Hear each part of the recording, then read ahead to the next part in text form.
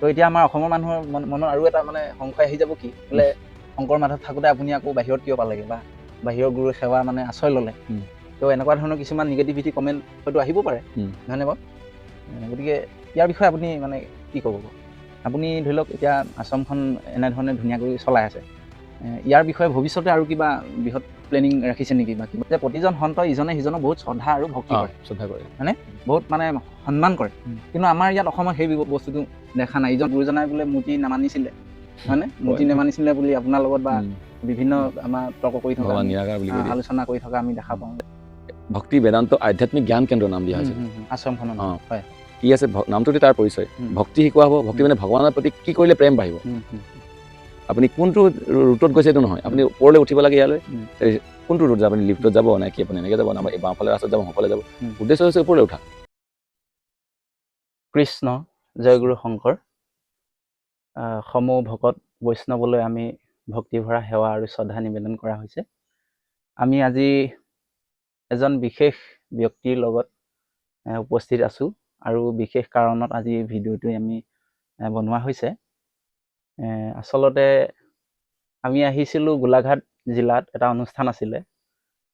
গোলাঘাট জিলাৰ পৰা বাহিৰে বাহিৰে শিৱসাগৰ হৈ ঘৰলৈ আহি থাকোঁতে আমি এজন বিশিষ্ট ব্যক্তিক লগ পালোঁ, যিজন ব্যক্তি আমি আপোনালোকে হয়তো কোনোবা দেখিছে বা নাই দেখাও, বাৰু সেইখিনি একো নাই, কিন্তু আমি আজি এই কাৰণেই দুইজনে আলোচনাত বহিছোঁ যে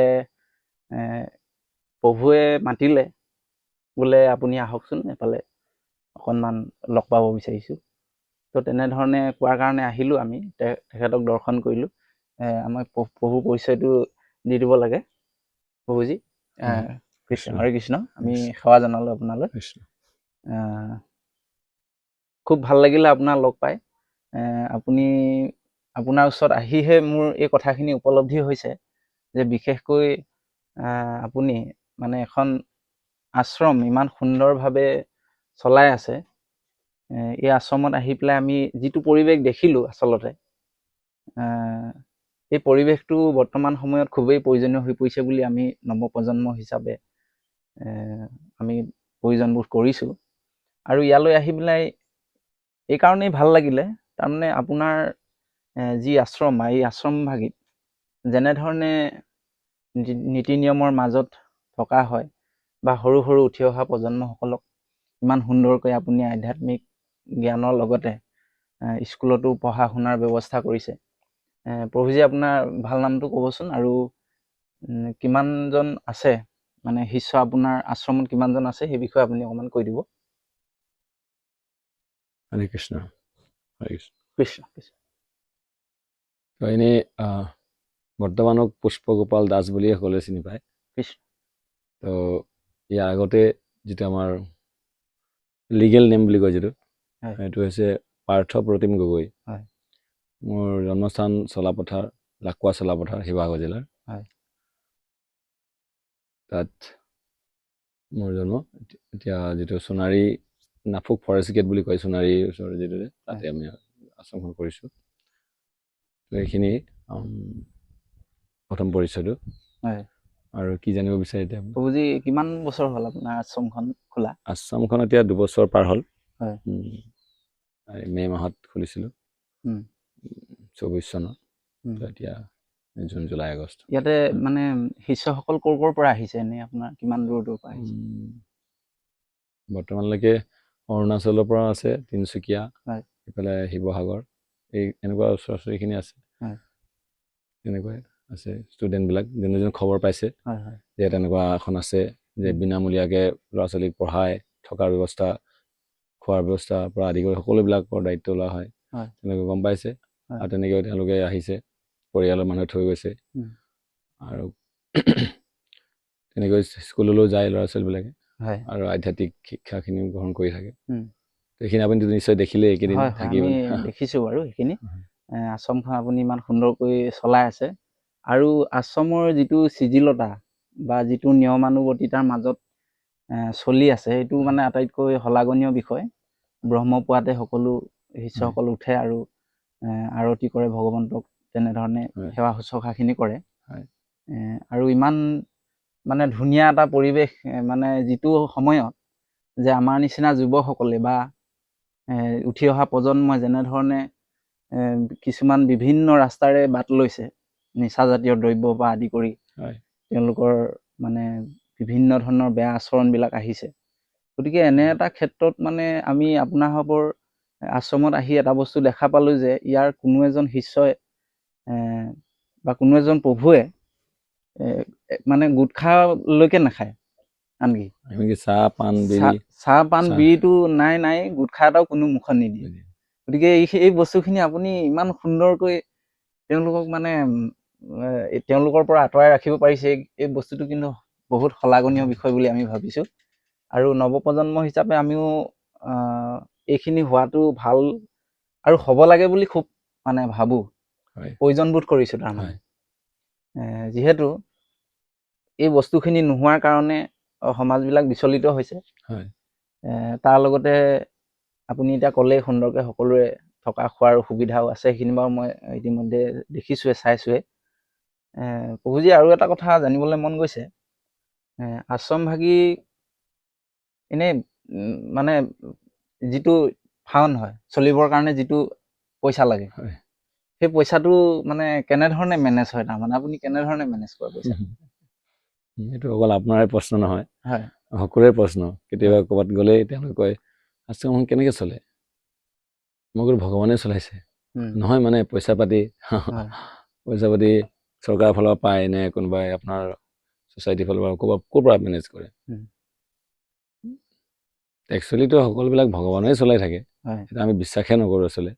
মোৰ কিন্তু সম্পূৰ্ণ বিশ্বাস যে মই মোৰ গুৰুদেৱৰ নিৰ্দেশ, গুৰুদেৱে কৈছে যে তুমি ভালকৈ ভগৱানৰ আৰাধনা কৰিবা। তেওঁৰ নাম মাধৱ, লক্ষীপতি।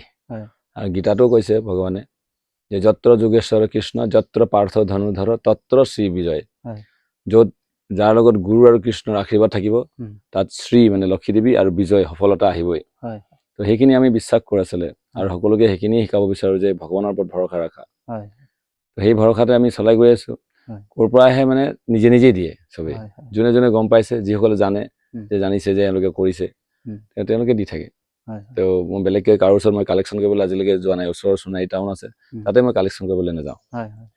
কাৰণ আমাৰ প্ৰভুপাদে শিকাইছিলে, আমাৰ গুৰু প্ৰভুপাদ, তেওঁ শিকাইছে যে we are not beggars, we are preachers. আমি ভগৱানৰ বাণী প্ৰচাৰ কৰিম, তো বাকীখিনি ভগৱানে কৰিব। উদাহৰণ এটাও দিছিলে বৰ ধুনীয়া, সেইটো উদাহৰণৰ কাৰণে মোৰ ভাল লাগে, মনত পৰে। যেনেকৈ আমি পথাৰত, খেতি পথাৰত হালোৱা থাকে, হালোৱাই হাল বায় আৰু মালিকে খোৱা বস্তু দিবলৈ যায়, জলপান দিবলৈ যায়। মাটিডৰাৰ মালিকৰে, গৰু হালৰ মালিকৰে, চব মালিকৰে। আৰু মালিকে নিজেই আকৌ লৈ যায় জলপানখিনি সেই হালোৱাটোৰ কাৰণে। কিয় লৈ যায়? কাৰণ সেই হালোৱাজনে খুব নিষ্ঠাৰে তেওঁৰ কাৰণে মাটিডৰা চহাইছে। তেতিয়াহ'লে আমাৰ বস্তু কি, জগতখন আমাৰ নহয়, আমি হৈছে হালোৱা।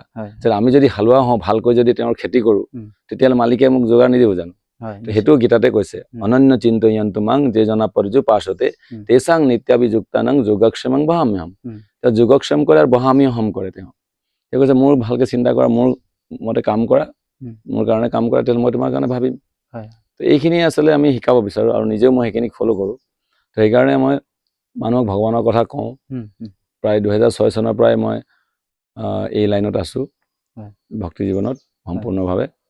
তো সেইফালৰ পৰা মই সম্পূৰ্ণ বিশ্বাসী যে মই যদি ভগৱানৰ কাৰণে যদি কিবা কৰোঁ, তেতিয়াহ'লে ভগৱানে মোক চলাই গৈছে। আৰু এনেইতো আমি দেখিছোৱেই, এতিয়া সূৰ্যৰ পোহৰ, পানী, অক্সিজেন ভগৱানে দি থাকে। সেইটো তাৰ কাৰণে কোনো টেক্স দিবলগীয়া হোৱা নাই। তেতিয়াহ'লে যিখিনি জীয়াই থকাৰ মুখ্য বস্তু, সেইখিনিতো ভগৱানেই দি আছে। তো সেইফালৰ পৰা আমি জানো যে ভগৱানে আমাক সৃষ্টি কৰিছে, ভগৱানে পালন কৰিব, আৰু তেওঁ যেতিয়া আমি মাৰিব তেতিয়াই মাৰিব, তাৰ আগত কেতিয়াও নমৰোঁ।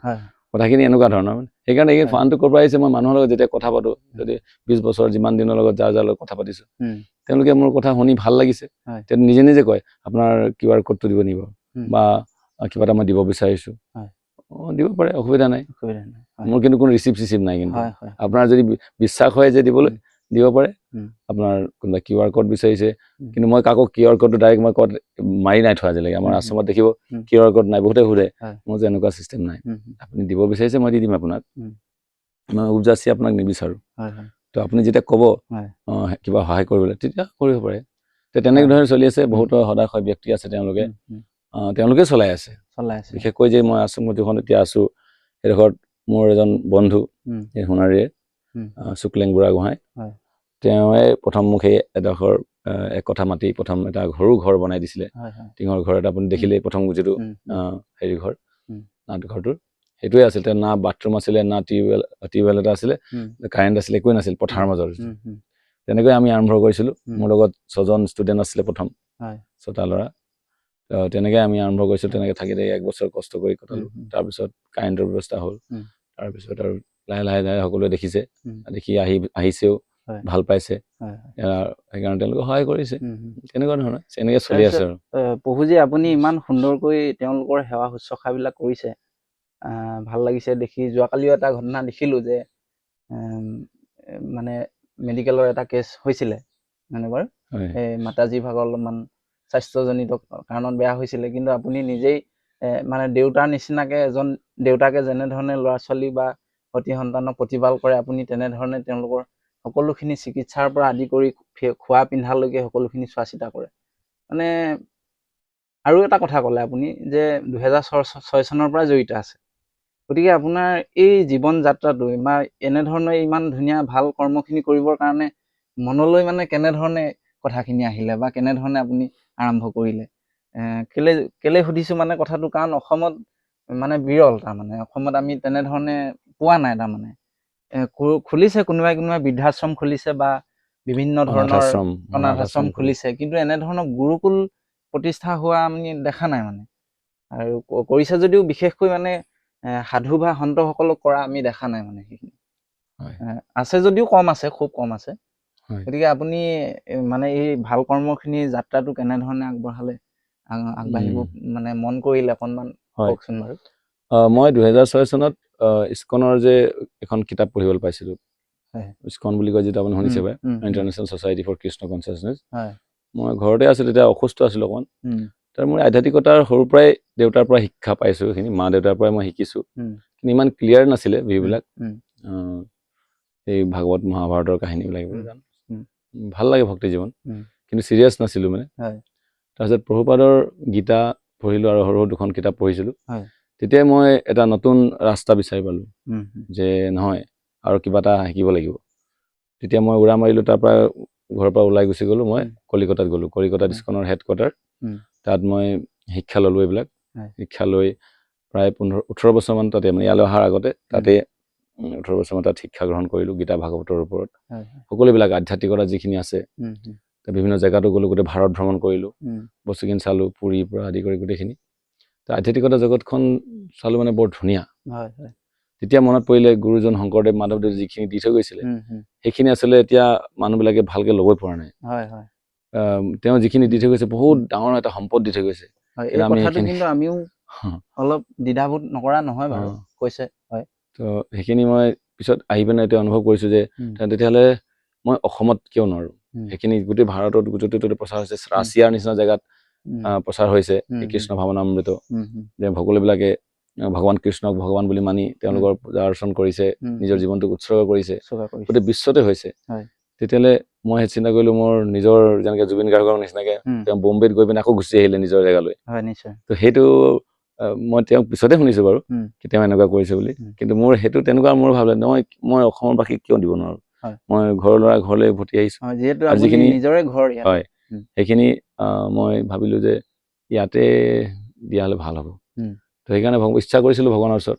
তাৰপিছত ভগৱানে সেনেকুৱাই আমাৰ ওচৰৰে ৰাইদেউ, য'ত মোৰ শিক্ষা মই তাত পঢ়িছিলোঁ, হায়াৰ ছেকেণ্ডেৰী পঢ়িছিলোঁ, তাতে মোক ভগৱানে আহি পিনে তাতে দিলে স্থানটো।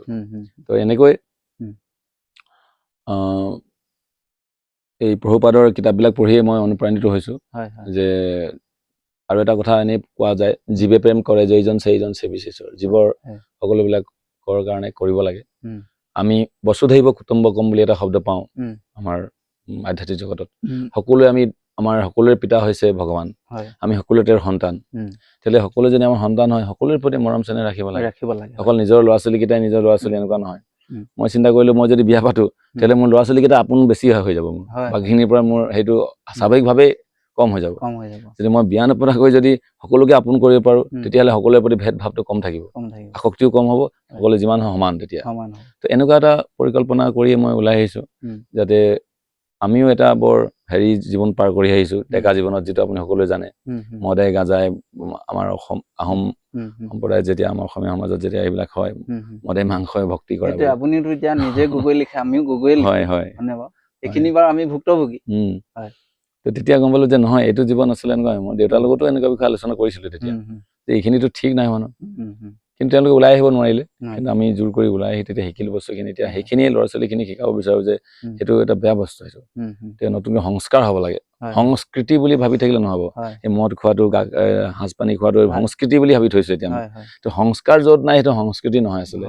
সংস্কাৰ হ'ব লাগিব শুদ্ধতা তো শুদ্ধটো কেনেকৈ হৈছে তো সেইখিনি জীৱ হত্যা কৰি কেতিয়াও আমি সংস্কাৰ হ'ব নোৱাৰো শুদ্ধ হ'ব নোৱাৰো কেতিয়াও তো সেইকাৰণে মই বিশেষকৈ সেইখিনি ভাবি পিনে এতিয়া কৈছো আৰু যিটো আপুনি ক'লে কালি যে মই প্ৰত্যেককে মোৰ নিজৰ বুলিয়ে ভাবো একচুৱেলি এই আশ্ৰমত থকা মানে মই দেউতাক হিচাপে নহয় মই এজন সেৱকহে দাখানো দাস বুলি যে গুৰুজনে কৈছে যে ভগৱানৰ দাখৰো দাস আমি সকলোৰে সেৱক হিচাপে থাকিব লাগে তো মই আশ্ৰমত যিমান থাকে সকলোকে মৰম চেনেহ কৰো সকলোৰে প্ৰতি ভাল পোৱা থাকে তেওঁলোকৰ কাৰণে চিন্তা কৰো যে তেওঁলোকে ভালকে আগবাঢ়ি যাওক যত্ন লওঁ যাতে শৰীৰটোও ভালে ৰাখিব লাগিব আৰু তাৰ লগে লগে এটা শুদ্ধ মন দৰকাৰ সেইকাৰণে আমি বেয়া বস্তুখিনিক আঁতৰাই ৰাখিবলৈ চেষ্টা কৰো যেতিয়া কৈছে বিশ্বয়া নিবিধি বৰ্তন্তে নিৰাহাৰস্বহীন ৰসবৰ্জন পৰং দৃষ্টান্ত এইটো গীতাতে কৈছে যদি উন্নত ৰস পায় তেতিয়া সেইবিলাক এৰি দিয়ে ভাল কিবা এটা পালে বেয়া বস্তু এনেই এৰি দিব নহয় জানো ভাল কিবা এটা দিব লাগিব সংগ দিব লাগিব ভাল সংগ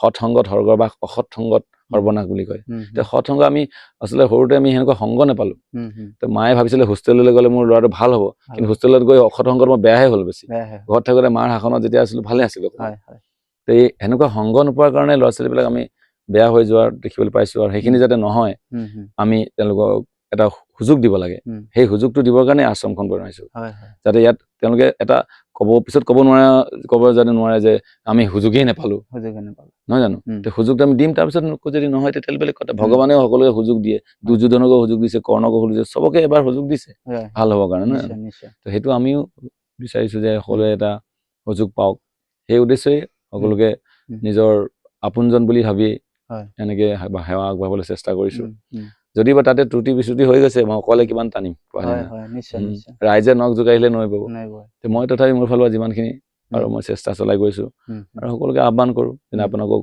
পালো আপোনালোকক মাতিছো চাইজকি যদি আপোনাৰ ভাল লাগে তেতিয়াহ'লে আমি ভৱিষ্যতে এটা প্লেনিং কৰিব পাৰো প্ৰত্যেকখন সমাজতে মোৰ এটা বস্তু অনুপ্ৰাণিত কৰে খ্ৰীষ্টান মিছনাৰী আৰু মুছলিমসকলৰ য'তে কেইঘৰমান মুছলিম আছে তেওঁলোকে এটা মছজিদ বনালে তাত এজন মৌলবী ৰাখিলে তেওঁলোকে এই ল'ৰা ছোৱালীবিলাকক সদায় ট্ৰেইনিং দি থাকে শিক্ষা দিয়ে কোৰাণৰ তাৰ যদি চাৰ্চ যদি থাকে তাত ফাদাৰ থাকে দেওবাৰে ল'ৰা ছোৱালীবিলাক চব যায় তাত কোৰাণ শিকায় কিবা কিবি শিকায় আমাৰ তেনেকুৱা এটা নাই আমাৰ নামঘৰবিলাক পাতি থৈ গৈছিলে কিন্তু নামঘৰত তেনেকুৱা শিক্ষা ব্যৱস্থাটো নাই অকল নাম ল'বলৈ শিকালে আচাৰ এনে বাকী আৰু বাহ্যিকখিনি শিকালে কিন্তু আভ্যন্তৰীণ জ্ঞানখিনি যে গীতা ভাগৱতৰ জ্ঞানখিনি যে ল'ৰা ছোৱালীক দিব লাগে সেইখিনি আৰম্ভৰখিনি থাকিলে কিন্তু জ্ঞানখিনি নহৈছে তো সেইখিনি অভাৱখিনি মই পূৰ্ণ কৰিবৰ কাৰণে এই আশ্ৰমখন খুলিছো তো সেইটোৱে উদ্দেশ্য আছিলে আমি জানি পেলাই খুব উপকৃত হলো আৰু এটা বস্তু ভাল লাগিছে কি আপোনাৰ মানে যিটো মনোভাৱনা মানে এইটো খুব শলাগনীয় বিষয় আচলতে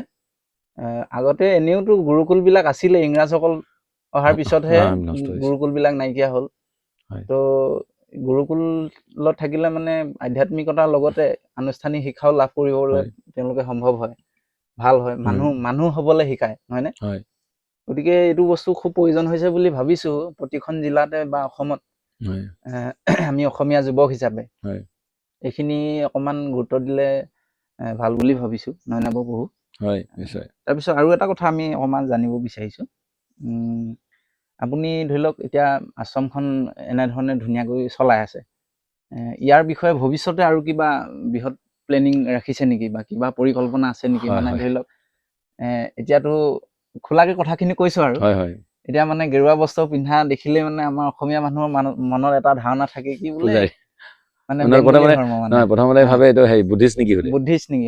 তাৰপিছত কোনোবাই পূজাৰী, পূজাৰী, তাৰপিছত কোনোবাই পণ্ডিতজী বুলি কয়। পণ্ডিতজী কয়, কোনোবাই বেংগলী ধৰ্ম বুলি কয়। এতিয়া এইবিলাক আমাৰ কমেণ্ট আহি থাকে, এইবিলাক কয় তেওঁলোকে এনেকুৱা ধৰণৰ হয়। কিবা এইখন স্কুলত গৈছিলো, চাইনিজ বুলি কৈছে, চাইনিজ বুলি কৈছে। এনেকুৱাবিলাক হয়।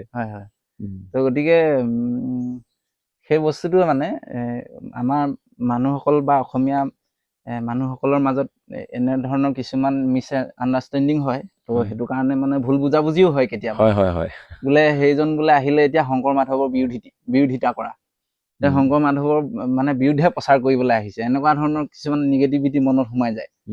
গতিকে মই মানে জানিব খুজিছো যে যোৱাকালি আপুনি মোক কৈছিলে এটা কথা, যে মানে মোৰ প্লেনিং অলপমান আছে যাতে আমাৰ অসমৰ কৃষ্টি সংস্কৃতিও যাতে সকলোৱে শিকিব পাৰে, লগতে গীতা ভাগৱতক উদ্দেশ্য কৰি যিখিনি আধ্যাত্মিক জ্ঞান আছে সেইখিনিও শিকিব পাৰে। গতিকে ইয়াৰ বিষয়ে কিবা বহল পৰিকল্পনা আছে নেকি? নিশ্চয় তো যিখিনি এনেই মোৰ ওপৰত বদনামো এটা আছে বা এনেকে কয়ও যে আপুনি অসমীয়া মানুহ হয়, গগৈ লিখে আমি আহোম মানুহ হয়, আপুনি কিয় এনেকুৱা বেংগলী বেলেগ ধৰ্ম, আমাৰ গুৰুজনৰ নিয়ম মতে নাই চলা, আপুনি বেলেগকে চলিছে। তো ইয়াৰ ওপৰত হৈছে কথাটো যে মই ডাইৰেক্টলি ক'ত গ'লো, এখন ইনষ্টিটিউট, ইস্কন এখন ইনষ্টিটিউশ্যন, তাত শিক্ষা কেন্দ্ৰ, তাত মই ভৰ্তি হ'লো। তাত ভৰ্তি হোৱাৰ পিছত যিখিনি জ্ঞান লাভ কৰিলো, তো সেইখিনি হৈছে একেখিনিয়ে শংকৰদেৱ মাধৱদেৱে যিখিনি দিছে সেইখিনি আৰু অকণমান এলাবৰেট কৰা আছে বস্তুটো, আৰু অকণমান ডিটেইলছ কৰা আছে তাত। তো সেইখিনি পাৰ্থক্য, তো সেইখিনি একেখিনি বস্তু, পাৰ্থক্য একোৱেই নাই। তো মোৰ ভৱিষ্যতে প্লেনিং আছে, এতিয়া মই বাছ খোপনি পুতিবলৈ চেষ্টা কৰিছো, তাত থিয়হে হৈছো। তাৰপিছত প্লেনিং আছে, সেইখিনি মোৰ বহুত মানে দীঘলীয়া প্লেনিং আছে, নাজানো পাৰিম নে নোৱাৰো। কেনেকৈ গীতাত কোৱা হৈছে কৰ্মণ্যেৱাধিকাৰস্তে মা ফলেষু কদাচন, তুমি কৰ্ম কৰি যোৱাচোন, ফলটো কি হয় দেখা যাব, তেনেকুৱা ধৰণৰ সেইটো আশাৰে। তো পৰিকল্পনা মানে হৈছে ইয়াত এখন আচলতে ভক্তি বেদান্ত আধ্যাত্মিক জ্ঞান কেন্দ্ৰ নাম দিয়া হৈছে আশ্ৰমখনৰ নাম। কি আছে নামটোতে তাৰ পৰিচয়, ভক্তি শিকোৱা হ'ব। ভক্তি মানে ভগৱানৰ প্ৰতি কি কৰিলে প্ৰেম বাঢ়িব। আপুনি কোনটো ৰুটত গৈছে এইটো নহয়, আপুনি ওপৰলৈ উঠিব লাগে ইয়ালৈ, কোনটো ৰুট যাব, আপুনি লিফ্টত যাব নে কি আপুনি এনেকে যাব, নাইবা বাওঁফালে ৰাস্তাত যাব, সোঁফালে যাব, উদ্দেশ্য হৈছে ওপৰলৈ উঠা, অৰ্থাৎ প্ৰেম। যিহেতু গীতা ভাগৱতত কৈছে ন উৎপাদয়ত যদি ৰতিং শ্ৰম এবহি কেৱলম, যদি তুমি ওপৰলৈ যাব নোৱাৰিলা, সেইটো নাযাওঁ সেইটো বেয়া কৈতো কোনো যাবই নাপালে, সেইটো তাৰপিছত যিকোনো এটা ৰাস্তাত যোৱা, তুমি তোমাৰ যিটোত ভাল লাগিছে গ'লেই হ'ল, আৰু ওপৰত পালেই হ'ল, নহয় জানো? তোমাৰ যোনটো পন্থা ভাল লাগিব, তোমাৰ অসুবিধা নাই এইটোত। মানে এতিয়া পন্থা বেলেগ বেলেগ, কিন্তু লক্ষ্য উদ্দেশ্যটো একেটাই। কিন্তু সেইটো কোনজনে কৈছে চাব লাগিব। এইখন স্কুলৰ ল'ৰা ছোৱালীবিলাক ভাল ৰিজাল্ট কৰিছে নাই, সেইটোৱে চাই। এখন ডন বস্ক হওক, সেইখন লিটল ফ্লাৱাৰ হওক, বা চেণ্ট মেৰী, এইটোতো নহয়। এতিয়া ৰিজাল্ট বিলাক ভাল চাইহে আমাৰ ল'ৰা ছোৱালীক। খ্ৰীষ্টান মিছনাৰী স্কুলত কি নিদিয়ে নেকি? দিয়েতো, নিশ্চয় দিয়ে। তাত গ'লেতো মোৰ ল'ৰাটো খ্ৰীষ্টান হৈ যাব, তো হৈয়ে গৈছে বহুতে, কিন্তু ভাল শিক্ষা পাইছে বুলি তাত গৈছে, নহয় জানো? সেইকাৰণে কিবা এটাতো পাইছে, সেইকাৰণে গৈছে, খ্ৰীষ্টান হৈ গৈছে। অসমীয়া মানুহবিলাক কিয় নহ'ল হৈছে, তেনেকুৱা ধৰণৰ। তো পৰিকল্পনা হৈছে কি, আমাৰ ভৱিষ্যতত যে এখন কি হ'ল ভক্তি আৰু বেদান্ত প্ৰেম শিকোৱা হ'ব। ভক্তি মানে প্ৰেম, ভগৱান কি কৰিলে প্ৰেম পাব, কেনেকে কৰিলে প্ৰেম পাব, সেইখিনি শিকোৱা হৈছে। আৰু যেতিয়া হৈছে বেদান্ত মানে যে বেদৰ সাৰ বস্তুনো কি, সকলোবিলাক সাৰ কি, বেদৰ সাৰ হৈছে ভাগৱতম, ভাগৱতৰ সাৰ হৈছে কৃষ্ণ। বাসুদেৱে পৰা বেদা বাসুদেৱে পৰামুখা, বাসুদেৱে হৈছে সকলো বস্তুৰ সাৰ। যিমান কৰিলে আমি কৃষ্ণক জানিব পাৰিলো নোৱাৰিলো, ভগৱানক জানিব পাৰিলো নাই।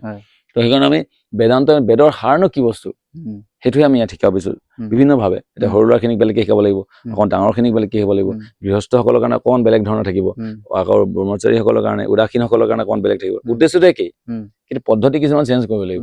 চবৰ কাৰণে চব একে নহ'ব, হয় নে নাই? খোৱা বস্তু বিতৰণৰ সময়ত যদি ইয়াৰ পেটটো বেয়া কৰি আছে, ইয়াক যদি মই ঘি দি দিওঁ বেছিকে, পনীৰ চব্জি বেছিকে দিওঁ, তেতিয়াতো অসুবিধা হ'ব ন, তাক কমকে দিব লাগিব, হয় নে নহয়? তেনেকুৱা ধৰণৰ ইয়াত সকলোবিলাক ব্যৱস্থা থাকিব। ইন ফিউচাৰত মই আপোনাক কৈছিলোৱে যে ইয়াত মোৰ বহুত বেলেগ বেলেগ পৰিকল্পনা আছে। এখন ইনষ্টিটিউশ্যনহে এখন, ইয়াত সকলো ধৰণৰ আধ্যাত্মিক জ্ঞান ইয়াত ল'ব পাৰিব। এতিয়া আপুনি ধৰক সত্ৰীয়া নৃত্য শিকিব পাৰিব, স্কুল থাকিব ভৱিষ্যতে সত্ৰীয়া নৃত্য। তাৰপিছত আমাৰ শংকৰদেৱ মাধৱে যিখিনি কালচাৰ শিকাই থৈ গৈছে সেইখিনিও শিকোৱা হ'ব, টিচাৰ থাকিব বেলেগ বেলেগ।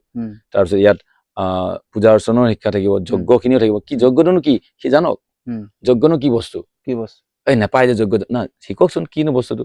আমি নেপায় কৰোঁতে বাক ল'ৰাখিনি বেছিকে পাই কৰি পেলালে, কেলে নেপায় চাওঁচোন এবাৰ। এনেকে চাবচোন, ক'লে যে এইডোখৰলৈ নাযাবা দেই, সেইটো ৰুমত নোসোমাবা বুলি ক'লে, সি 10টা ৰুমত সোমাবলৈ কৈছে, এটা ৰুমত সোমাবলৈ কৈছে, সি সেইটোতহে বেছি মন পৰি থাকিব, কেলে নোসোমাবলৈ ক'লে। সি 10টা ৰুমত মন নিদিয়ে, সি 11 নম্বৰ ৰুমটোত সোমাবলৈ ধান্দা লাগি দিয়ে, কি আছে ন তাত, কেলে নকলে, সেই যিটো নেপায় বুলি ক'ব সেইটোতে বেছিকে লাগি থাকে। সেইকাৰণে কৈছে হা চোৱা জগতখন চাই লোৱা, থাক মন আকৌ বদ্ধ কৰে দেখবো আমি, চোৱা তুমি জগতখন, তাৰ বিচাৰ কৰা, প্ৰয়োজনীয় ক'লে তুমি চব জ্ঞান দিলো, তুমি যথাস্থিতি তথা কৰো, এই বস্তুটো অপশ্যনটো দিব লাগে। ভগৱানে চবকে অপশ্যন দিছে, জ্ঞান দিয়াৰ পিছত ল'ৰা ছোৱালীক মই যদি নিশিকালো সেইখিনি, যজ্ঞনো কি বস্তু, অৰ্জনো কি বস্তু, বিগ্ৰহ অৰ্চন কৰিছে কোনোবাই ধ্যান কৰিছে ভগৱানৰ, কোনোবাই হৰিনাম কৰি আছে, বিভিন্ন ধৰণৰ পন্থা আছে, তেওঁলোকেও কিন্তু পাইছে ভগৱানক, নাই পোৱা নেকি? ধ্যান কৰি কোনোবাই পাইছে, কোনোবাই হৰিনাম কৰি পাইছে ভগৱানক, কোনোবাই বিগ্ৰহ অৰ্চন কৰি বিগ্ৰহে ডাইৰেক্ট কথা পাতিছে তেওঁৰ লগত, তেতিয়াহ'লে চব ফালৰ পৰাটো হৈছে। তেতিয়াহ'লে তুমি চোৱাচোন তুমি কোনটোত পাৰা, হয় নে নহয়? বাজনা ধেৰ থাকে নহয়, ইনষ্ট্ৰুমেণ্টটো চবেই চব বজাব নোৱাৰে ন, কোনোবাই ফুটবল খেলিবলৈ চবেই গলকিপাৰ হ'ব নোৱাৰে, চবেই ডিফেণ্ডাৰ হ'ব নোৱাৰে, চবেই ষ্ট্ৰাইকাৰ হ'ব নোৱাৰে, ইহে চাই দিয়ে নহয় জানো, যিমান কোচাৰ থাকে না তুমি ষ্ট্ৰাইকাৰে কৰা, তুমি বোলে হেৰিহে কৰা, হয় নে নহয় বাৰু? তেতিয়া আমাৰ ভিতৰতো বিভিন্নজনৰ গুণৰ প্ৰভাৱত আমি বেলেগ বেলেগ তাক অপশ্যন দিব লাগিব যে তুমি চব গোটেইখিনি শিকাচোন, তাৰপিছত কোনটোত তোমাৰ ভাল আছে চাওঁ, এইটো তেতিয়া তাক তেনেকৈ আমি নৃত্যত ভাল, কোনোবাই গোৱাত ভাল, তেনেকুৱা তেনে সকলোবিলাক এতিয়া মই গোটেইখিনি চালো কাৰণে কোনটো ভাল লাগিব এতিয়া মই সেইটো গৈয়ে থাকিম, যিটোত গ'লে মই সহজে ভগৱানৰ প্ৰাপ্তি হ'ম, প্ৰেম বাঢ়িছে যিটো কৰিলে, মই হৰিনাম কৰিলে যদি প্ৰেম বাঢ়িছে, মই বিগ্ৰহৰ অৰ্চন কৰিলে যদি মোৰ প্ৰেমটো ভগৱানৰ প্ৰতি বাঢ়ি গৈছে, আকৰ্ষণটো জড়জগত আসক্তি কমি গৈছে, হয় নে নহয়? কোনো ভাগৱত পঢ়িয়েই কিজানি সেইকাৰণে নৱবিধা ভক্তি দিছে, এটাই দিব পাৰিলে নহয়, অকল শ্ৰৱণে বোলে, নহলে অকল কীৰ্তনে স্মৰণ, 9টা ভক্তি দিছে, 9টা যিকোনো এটা তুমি কৰিব পাৰা ভালকে, বা 9টাও কৰিব পাৰা তুমি, অলৰাউণ্ডাৰ হ'ব পাৰা, হয় নে নহয়? সেইখিনি মই হেৰি কৰিব বিচাৰিছো, সকলোকে এটা সুযোগ দিব লাগে, ইনষ্টিটিউচন এনেকুৱা এখন থাকিব লাগে য'ত সকলো ধৰণৰ শিক্ষা থাকিব, সকলোবিলাক জানিব, মানে আধ্যাত্মিক জগতৰ যিমানখিনি আছে, গোটেই ভাৰতত বিভিন্ন আধ্যাত্মিক সংস্থা আছে, তাত বিভিন্ন আমাৰ গুৰুজনে কৈছে যে তুমি খ্ৰীষ্টানো হোৱা, তুমি বাইবেলখন যদি ভালকে ফ'ল' কৰা তাতে মোৰ অসুবিধা নাই, তুমি কৰা, হয় জানো? তাৰপিছত যদি মুছলিম হোৱা, মুছলিম তোমাৰ এইখন কোৰাণখন ভালকে ফ'ল' কৰা, সেইখিনি তুমি ভালকে কৰা, তেতিয়াহ'লে তুমি ভাল এজন মুছলমান হ'বা, তুমি ভগৱানক পাবা। সকলোবিলাক ধৰ্মই ভাল, কোনো ধৰ্মই বেয়া নহয়, কিন্তু পিছৰ মানুহখিনিহে সেইখিনি ভুল পথত লৈ যোৱাৰ কাৰণে মিছগাইড হৈ মানুহবিলাকে নাপাইছে।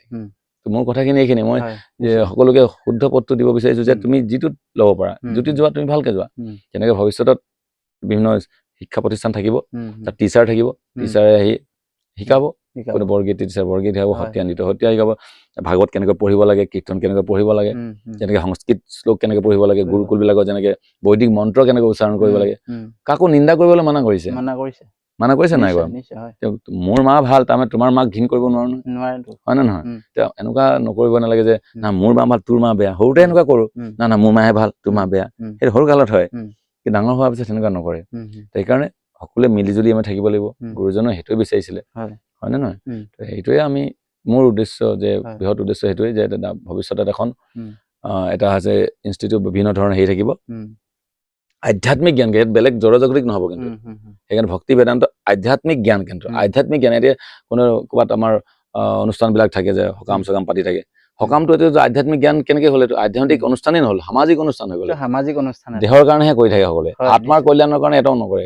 মোৰ ল'ৰাটো বোলে পৰীক্ষা দিব, মোৰ বোলে আমুকটোহে, জড়জগতি কিবা কামনা বাসনা লৈহে কয়, এইটো আধ্যাত্মিক উন্নতিৰ কাৰণে কোনজনে কৰে, নহয় নে? আৰু ধৰি লওক আমি দেখো মানে ধৰি লওক এতিয়াও বিভিন্ন জেগাত বা বিভিন্ন ঠাইত গীতা মানে নাম পাতে হয়, বা মানে কীৰ্তন পাঠ পাতে বা গীতা পাঠ পাতে, কিন্তু পাঠৰ ওপৰত বেছি গুৰুত্ব আমি দেখা পাওঁ, কিন্তু তাত আলোচনা মানে কৰিব লাগে বুলি বা আলোচনাটো খুব কম হয়। এতিয়া অকল পাঠ কৰি থাকিলেই জানো সেইখিনি উপলব্ধি হ'ব আমাৰ, হয়নে? কাৰণটো ৰাম নামটো লৈ থাকিলে নহ'ব, ৰাম নামত কি কৈছে সেইখিনি আচৰণখিনিতো শুদ্ধ হ'ব লাগিব এটলিষ্ট, হয় নে নহয়? তো সেই হিচাপত গীতা ভাগৱত পঢ়িলেই নহ'ব, তাৰ পৰা শিকাখিনি ল'ব লাগিব। তো ইয়াতো এটা কথা এটা আছে যে প্ৰথম প্ৰাইমেৰী স্কুলত কিন্তু সেইটো অকল মুখস্থই কৰিবলৈ কয়, তো পঢ়ি থাকা, গোটেই এটা এটা পেজ মানে কিতাপখন 3 লুটি 4 লুটি দিয়ে, সিহঁতক বুজাই নাথাকে, অকল তুমি মুখস্থ কৰ। প্ৰথম অৱস্থাত ঠিকে আছে, তাৰপিছত যে নেক্সট ষ্টেজত যেনেকে হৰণ লয়, তাৰ ভজন, তাৰ পৰা এনেকে থাকে নাই ষ্টেজ, প্ৰথম অৱস্থাত ঠিক আছে, তুমি পঢ়ি থাকা, 2বাৰ 3বাৰ পঢ়ি থাকা, পঢ়োতে যদি শুদ্ধতা আহিব, তেতিয়া তোমাৰ প্ৰশ্ন আহিব, আচ্ছা গুৰুদেৱ এই যে ইয়াত এনেকে ক'লে সেইটো কি ক'লে নো, ভালকে বুজি নাই পোৱা বস্তু, এইটো নাই আচলতে। এইটো গীতাত কৈছে তৎবিধি প্ৰণিপাতন পৰিপ্ৰশ্নেন সেৱয়া, এজন গুৰু গ্ৰহণ কৰিব লাগে, আধ্যাত্মিক গুৰু, তেওঁৰ ওচৰত গৈ পিনে সুধিব লাগে, গুৰুদেৱ মোক এইটো যে পঢ়িছো কিন্তু মই বুজি পোৱা নাই, এইটো অকণমান বুজাই দিবচোন। সেইখিনি হ'ব লাগিব, সেই কুৱেশ্যনটো আহিব লাগে। অনুসন্ধিৎসু ভাৱ যিটো জিজ্ঞাসু ভাৱ কিন্তু পঢ়িবলৈ কৈছে পঢ়িয়ে আছো গোটেই জীৱন পঢ়ি নপঢ়া তাৰপিছত তোমাৰ মানে শুদ্ধতা হয় নাই শুদ্ধ আহিলে তুমি সুধিবাগে গুৰু গ্ৰহণৰ উদ্দেশ্যও সেইটো গুৰুৰ ওচৰত গৈ শিকিব লাগে জানে সেইকাৰণে বৈদিক কালচাৰত কি হৈছে উপনয়ন সংস্কাৰ হয় উপনয়ন সংস্কাৰ মানে দ্বিজ মানে দ্বিতীয় জন্ম হোৱাৰ পিছত তাক অলপ দিন থকাৰ পিছত তাক কয় যে বেদ পাঠাত ভৱেদ বিপ্ৰ বুলি কোৱা হয় তাত বেদ পাঠ কৰি শাস্ত্ৰ পঢ়িবলৈ অনুমোদন কৰে তাৰ পঢ়োতে যেতিয়া সি ভালকে বুজি পোৱা হয়গে ব্ৰহ্ম জানা তেতিয়া ব্ৰাহ্মণ হয় জানো এইটো কালচাৰ তেনে আমাৰো তেনেকে প্ৰথমতে গুৰুৰ ওচৰত যাব লাগে গুৰুৰ ওচৰত শৰণাগত ভাৱে যেতিয়া নিয়মবিলাক পালন কৰি থাকিবলৈ দিলে তাৰপিছত সি যেতিয়া তাক পঢ়িবলৈ বা দেখিছে যে ল'ৰাটো ভাল পঢ়িবলৈ দিব লাগে তুমি পঢ়াচোন কীৰ্তনখন তুমি পঢ়াচোন ভাগৱতৰ শ্লোক খিনি পঢ়াচোন বা এইখিনি পঢ়ি থাকো তেতিয়া সেইটো বুজি নাপায় ন তাৰপিছত তুমি এইটো কি বুজিলা এই যে লাইনটো পঢ়াইলা কালি তুমি চিত বিতি মূৰ পৰ্বতক নাৰায়ণ তুমি নাথ মই নাথন্ত এনেকুৱা যে প্ৰাৰ্থনা বুলি তুমি পঢ়িলা কি বুজিলা কি কওঁতো মই একো নাই বুজা তেতিয়া গুৰুজনে বুজাবলৈ চেষ্টা কৰিব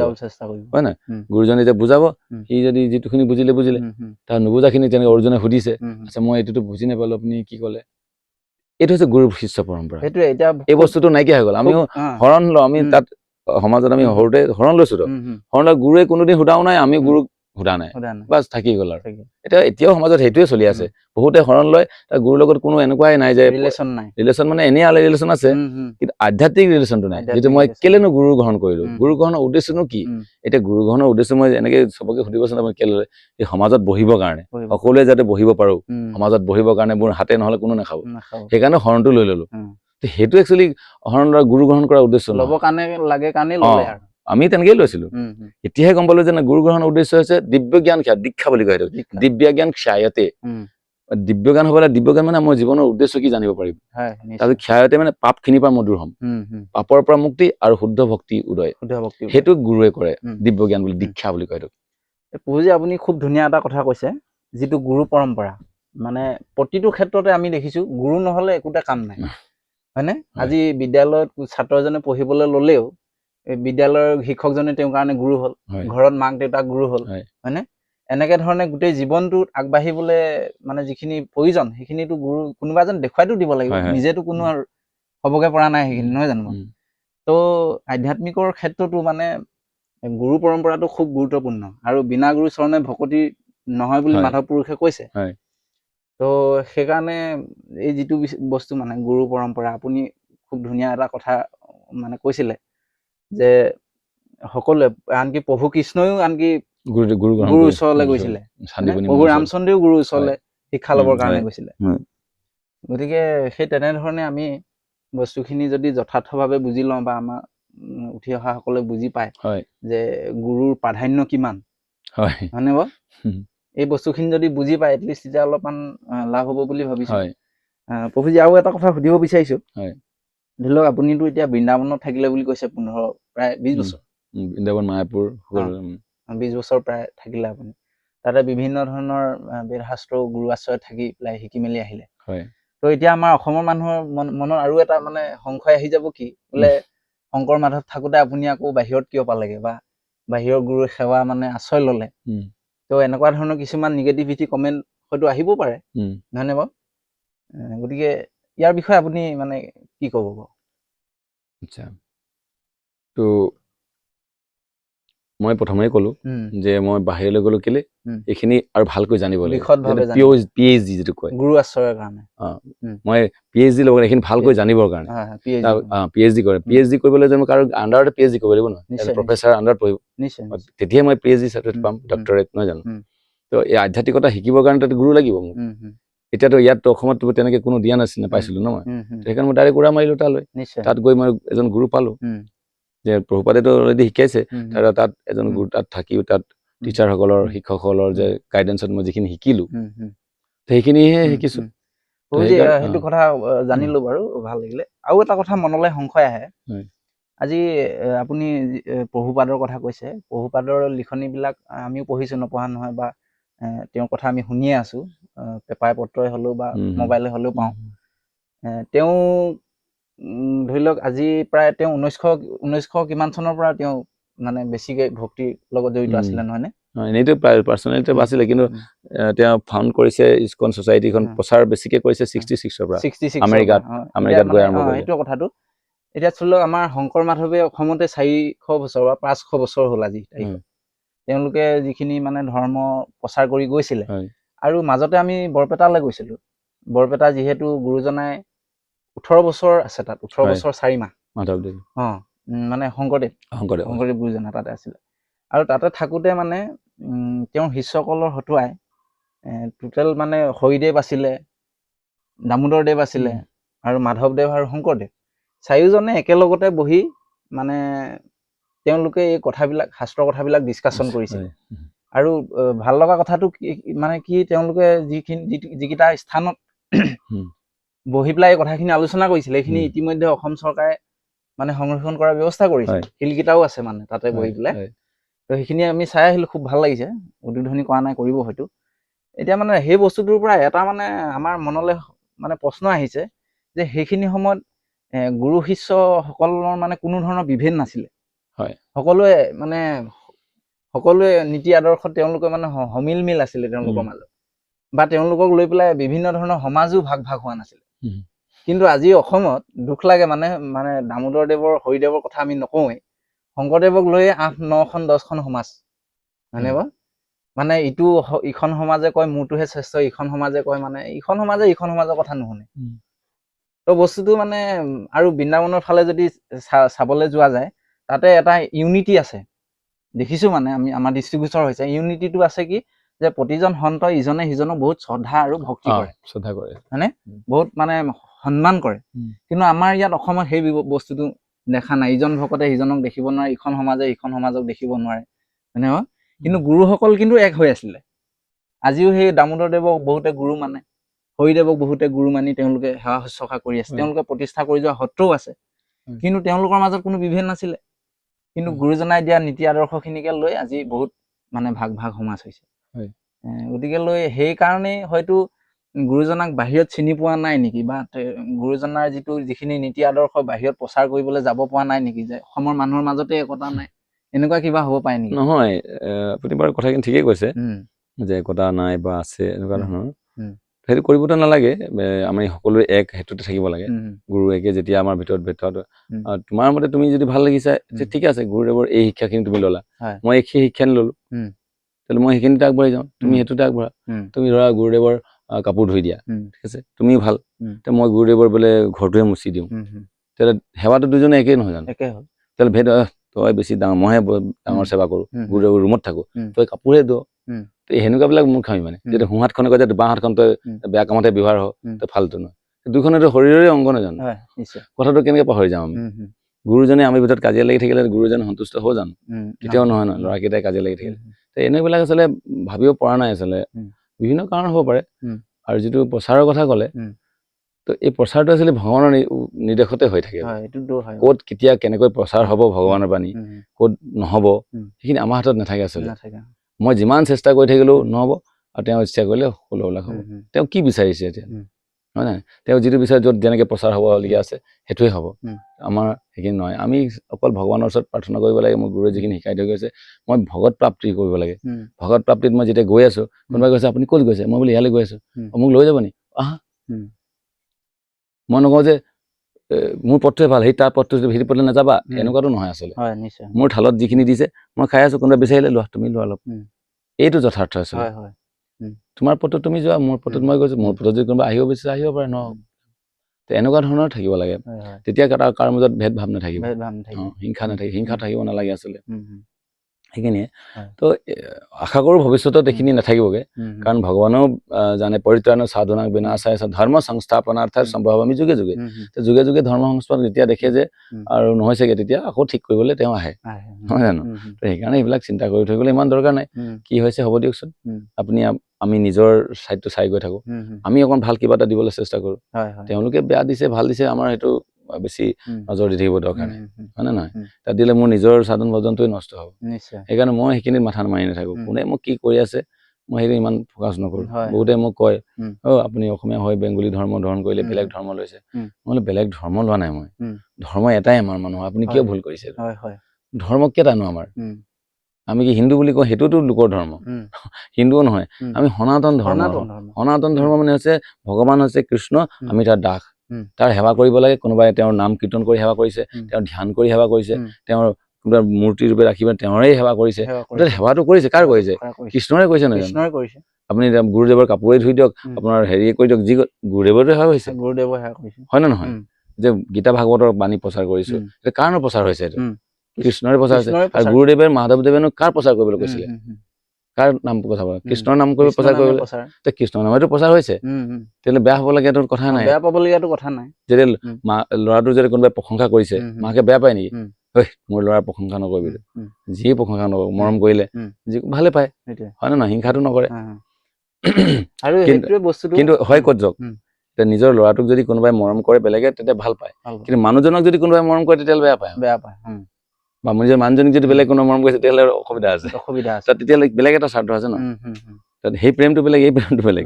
তেতিয়া আমাৰ ভিতৰত যদি সেনেকুৱা প্ৰেম থাকে, তেতিয়াহ'লে মোৰ বেয়া নালাগিব। মোৰ ভগৱানৰ নাম কৈছে, ভাল দেই, কৃষ্ণ বুলি ক'লে, আচ্ছা আচ্ছা। সেইটো কেতিয়া অনুভৱ কৰিব জানে? মই যেতিয়া বাহিৰত ঘূৰি ফুৰো নাই, তেতিয়া ক'ত কোনো মানুহ এটা নাই, ভক্ত নাই, একো নাই, পুৰা একদম চব অভক্ত, কেনেকুৱা কৰ্মী বিলাকৰ ভিতৰত যেতিয়া এজন যদি ভক্ত দেখি পাওঁ নহয়, পালো দেই এজনক, কৃষ্ণ বুলি কওঁ, কৃষ্ণ বুলি একদম মানে নিজৰ আপোনজন পালো, এনেকুৱা ভাৱ এটা হৈ যায়। সি যি সংস্থাই নহওক, সি কৃষ্ণ বুলি ক'লে নাই, তেতিয়া কিন্তু সেই ভাৱটো আহি যায়। ই মোৰ নিজৰ গুৰুৰ শিষ্য নহলেও হওক, যি নহওক, ই কৃষ্ণ ভক্ত ভাই, বিদেশত মই এজন কৃষ্ণ ভক্ত পালো, সেইটো বহুত গৰ্ব অনুভৱ হয়, বহুত প্ৰিয় মনে হয়। কিন্তু এনেকুৱা পৰিস্থিতি ইয়াত হোৱা নাইতো, সেইকাৰণে অনুভৱ হোৱা নাই। যেতিয়া এইটো অনুভৱ হয়, ক'তো একো নাই, এজনো ভকত পাবলৈ নাই, একেবাৰে কেনেকুৱা লাগিছে আৰু মানে। তেতিয়া তাত যদি যেনেকৈ বিদেশত অসমীয়া মানুহজনে পাই যেন, আপুনি অসমৰ নেকি, শিৱসাগৰ নেকি, এনেকুৱা হলে নিজৰ মই কি আপুনি এই কি মজা লাগিলে নহয়, বিদেশত আপোন মানুহ, হয় নে নহয়? সেই তেনেকুৱা এই বস্তুখিনি অনুভৱ কৰিবলৈ বাহিৰলৈ ওলাব লাগিব। তেতিয়াহে, তেতিয়া পানী কেতিয়া মূল্য বুজি পাওঁ, যেতিয়া পিয়াহত থাকো। সেই পানী পৰি থাকিলে মই পিয়াহৰ অনুভৱটো কৰিব নোৱাৰো, হয় নে নহয়? অসমৰ সেইকাৰণে এনেকুৱা হৈছে যে মানুহবিলাক বুজি পোৱা নাই। এজন যে ভক্তৰ যে ভকতৰ যে কিমান মাহাত্ব, সেইখিনি আমি বুজিয়ে নাপাইছো। বাহিৰত গ'লে তাৰ মাহাত্বটো বুজি পাওঁ। নিন্দা কৰিছো কেলে, এইটো ই ভকত, এনেকুৱা হৈ গৈছে কথাটো ন। সেইখিনি নহব, কেতিয়া মই ভকতৰ মূল্যটো বুজিয়ে পোৱা নাই আচলতে। মানে ওপৰে চাই পিনি তাই কথাটো কৈ দিয়া যায়, কিন্তু ভিতৰলৈ সোমোৱা নাযায় মানে ইমান। এতিয়া সেইটোৱে বস্তুটো, এতিয়া গুৰুজনাইও যিটো নাম ধৰ্ম আমাক দি থৈ গৈছিলে অসমত, সেইটোতো এটা সনাতন ধৰ্মৰে এটা মানে নহয় জানো? তেওঁ নিজেই কৈছে যে এইটো এটা সনাতন ধৰ্ম। কিন্তু কলিযুগৰ যুগ ধৰ্ম অনুযায়ী নামকহে তেওঁ বেছিকৈ প্ৰাধান্যতা কৰিছে, সেইটোহে বেলেগ। কিন্তু একো আমি তাত পাৰ্থক্য দেখা নাই, হয়নে? আৰু তেওঁ বাহিৰত গৈছে বা বৃন্দাবনত জগন্নাথ ধামৰ ধুনীয়াকে জগন্নাথ ধামৰ বৰ্ণনা কীৰ্তনত বৰ ধুনীয়াকৈ লিখিছে, হয়নে বাৰু? এতিয়া কিছুসকলে আকৌ এইখিনিতে কয় মানে গুৰুজনাই বোলে মূৰ্তি নামানিছিলে, হয়নে? মূৰ্তি নামানিছিলে বুলি আপোনাৰ লগত বা বিভিন্ন আমাৰ তৰ্ক কৰি থকা, আলোচনা কৰি থকা আমি দেখা পাওঁ। বোলে তেওঁ বোলে মূৰ্তি নামানিছিলে, মানে তেওঁ সেই বাংময় মূৰ্তি ভাগৱতক প্ৰতিষ্ঠা কৰিছিল। গতিকে বস্তুটো চাওক, সেই বস্তুটো যদি আমি ভাল ধৰণে চাওঁ, কিন্তু তেওঁ কিন্তু সেই জগন্নাথ ধামৰ মূৰ্তি মহিমাৰ বিষয়ে নিশ্চয় লিখিছে, নহয়নে? আৰু এতিয়া যদি তাতে কোনোবা সকলে কয় বোলে কলিযুগৰ তেতিয়া যুগতে আছিলে বা মহিমা আছিলে, কলিযুগত নাই, কিন্তু গুৰুজনানো কেতিয়া যুগৰ?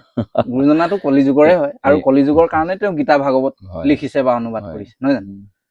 তো সেই হিচাপতো তেওঁ একেবাৰে মানে কৃষ্ণ মূৰ্তিটো কেতিয়াও বিৰোধিতা কৰা নাই বোধ হয়। নহ'লেতো তেওঁ জগন্নাথ ধামৰ মহিমাৰ কথা, মূৰ্তিৰ কথা হয়তো কীৰ্তনত নিলিখিলে, হয়নে বাৰু? বস্তুটো আমি কিবা সাৰ্বজনীন ভাৱে ল'ব পৰা নাই নেকি বা আমাৰ অসমৰ মানুহ বিলাকে? মানে সনাতনৰ লগত যিটো ৰিলেটেড আছিলে গুৰুজনাৰ নীতি আদৰ্শ। আজিকালিতো মই পুৰীত পাইছোতো, অসমৰ মানুহ বহুত যায় আজিকালি, বহুত যায়। কিছুমান নাযায় বাৰু, কিছুমান অসমৰ বহুত মানুহেই তালৈ গৈ আছে, কাৰণ তেওঁৰ মানে তাত অসমৰ এটা অসম ভ্ৰমণো আছে তাত মই পাইছো, বহুত অসমীয়া মানুহ বহুতেই তাত যায়। তো লাহে লাহে মইতো অসমৰ জগন্নাথৰ বিষয়ে একোৱেই নাজানিছিলো, তাৰপিছত গৈহে মই গম পালো জগন্নাথৰ মহিমা কিমান। সেইবিলাক গুৰুজনো গৈছে, মহিমা বুজি পায়। বা গোটেই ভাৰতত ভ্ৰমণ কৰিলে তাত বিগ্ৰহ আছে, চাউথ ইণ্ডিয়াত গ'লে আদিকেশৱ মন্দিৰ আছে, তাৰপিছত ৰংগনাথ যি আছে, এইবিলাক জাগ্ৰত বিগ্ৰহ, এইবিলাক প্ৰমাণিত এই কলিযুগৰে হয়। বিগ্ৰহে কথা পাতে, আমাৰ লগত নাপাতিব পাৰে, তেওঁৰ লগত পাতে, যাৰ সম্পৰ্ক ভাল হৈছে, চবৰে কথা আমি কওঁ যে ইতিহাসত তেওঁ ভগৱানে আহি পেলাই দেখা দিলে, তেনেকুৱা ধৰণৰ বিশ্বাসে মিলাই হৰি আছিলে। সেইকাৰণে বেছি এইবিলাক কৰি থাকে লাভ নাই।